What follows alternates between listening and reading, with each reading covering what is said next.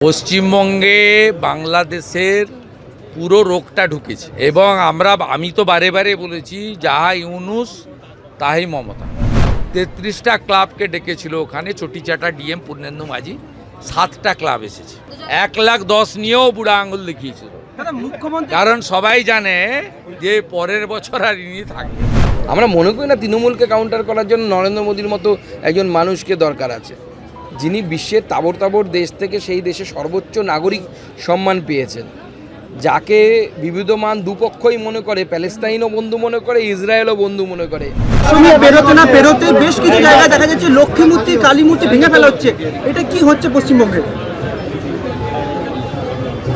পশ্চিমবঙ্গে বাংলাদেশের পুরো রোগটা ঢুকেছে এবং আমি তো বারে বারে বলেছি যাহা ইউনুস তাহাই মমতা।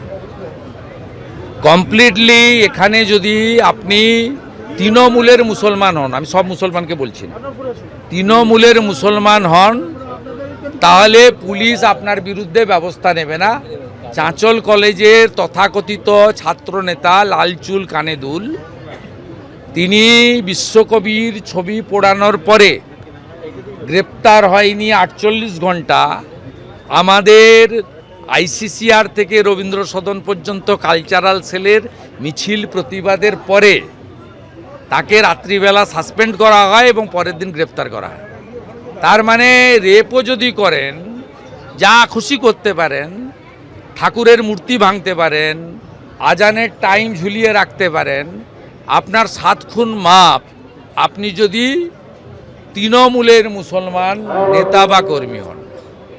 একাধিক তৃণমূল বিধায়করাও কার্নিভালে না করে দিচ্ছেন, একাধিক তৃণমূল বিধায়করাও কার্নিভালে না করে। কে বিধায়ক কোথায় গেল আমাদের জানার, জনগণ আজকে যে জেলায় জেলায় হয়েছে সম্পূর্ণভাবে উপেক্ষা করেছে। আমি বিকেলবেলা পূর্ব মেদিনীপুর থেকেই কলকাতার উদ্দেশ্যে যাত্রা করেছি।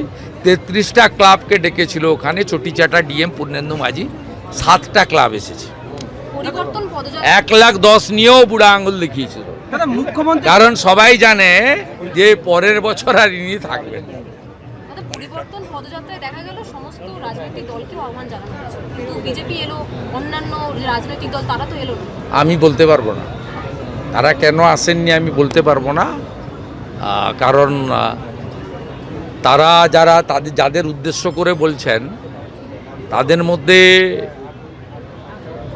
বামপন্থীরা, মানে সব আছে, ওর মধ্যে 2-3টে লোক আছে যে পার্টি, তাকেও বলছি, তারা কমপ্লিটলি ধর্মকে আফিং বলেন, নাস্তিকতাকে বলেন লাইন, কোনো ধর্ম নেই। তারা সব জায়গায় বুক স্টল, শারদ উৎসব, দুর্গাপূজা ওদের মুখে পাবেন না। কোথাও পশ্চিমবাংলায়, ভূভারতে কোথাও পুষ্পাঞ্জলি দেখতে পারবে না। হিন্দু যদি শরীর সুস্থ থাকে, হসপিটালে না থাকেন, দুর্গাপূজায় পুষ্পাঞ্জলি দেবেন না এমন কোনো হিন্দু থাকতে পারেননি। তো কমিউনিস্ট পার্টির লোকেদের আপনি পাবেন না। সে সিপিএম হতে পারে আর এসইউসিআই হতে পারে, ছোট হতে পারে আর একটু বড় হতে পারে। আরেকটা পার্টির কথা তো না বলাই ভালো। ওই পার্টি তো আপনার, তার নেতা যা কথা বলছেন, অপারেশন সিন্দুর থেকে শুরু করে পাকিস্তানের পক্ষে, তো ওই পার্টির তো রোল আপনি জানেন, কংগ্রেসের রোল তো জানেন। কংগ্রেসে তো এটা তো তারা মানেই না, তাদের ন্যাশনাল পলিসি আছে। এখানে যারা আছে এদেরকে দোষ দিয়ে কোনো লাভ নেই।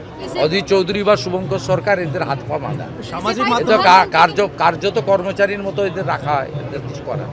প্রধানমন্ত্রীকে আজকে চিঠি লিখেছেন যাতে প্যালেস্তাইনে কোনো আর্থিক সাহায্য বা জিনিসপত্র পাঠানো হয় সেখানকার মানুষদের।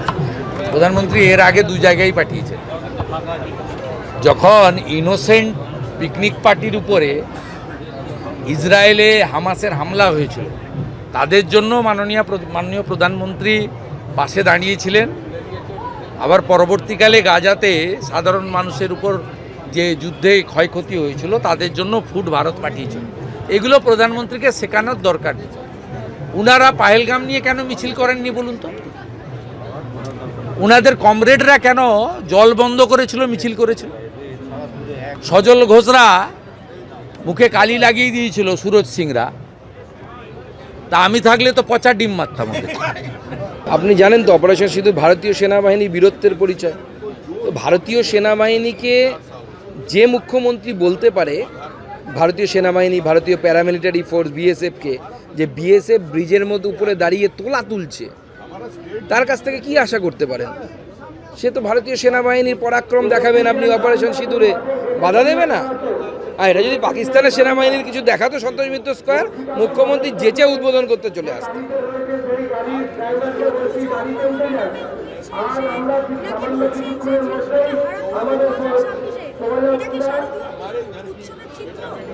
দেখুন, মমতা বন্দ্যোপাধ্যায় পুজোকে যেভাবে রাজনীতিকরণ করেছেন, আমরা তো আলাদা কোর্টে নেমে খেলতে পারি না।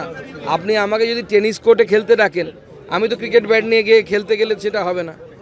তো স্বাভাবিকভাবে আগামী দিনে তৃণমূল কংগ্রেস যে পিচে খেলতে চাইবে আমরা খেলবো, এবং এক্ষেত্রে জরুরি আছে, কারণ আপনার পুজো যদি বাঁচাতে হয় তৃণমূল কংগ্রেসকে যেতে হবে। নাহলে অলরেডি বাংলাদেশের মতো পরিস্থিতি তৃণমূল কংগ্রেস এখানে তৈরি করেছে। অলরেডি তৃণমূলের বিধায়করা অল্প করে মুখ খুলতে শুরু করেছে যে আপনার পুজোর মাইক বন্ধ রাখতে হবে, এরপর বলবে পুজো বন্ধ রাখতে হবে, অঞ্জলি বন্ধ রাখতে হবে।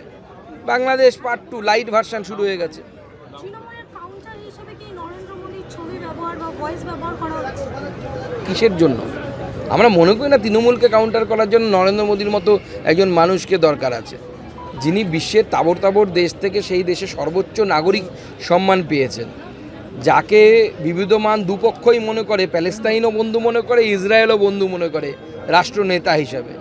সেই নরেন্দ্র মোদীর সাথে আমার মনে হয় সেই নরেন্দ্র মোদীর কম্পিটিশন করার মমতা বন্দ্যোপাধ্যায়ের সাথে অ্যাটলিস্ট দরকার নেই। তাহলে তো খাটের তলা আর শকুন্তলা সব এক হয়ে যাবে।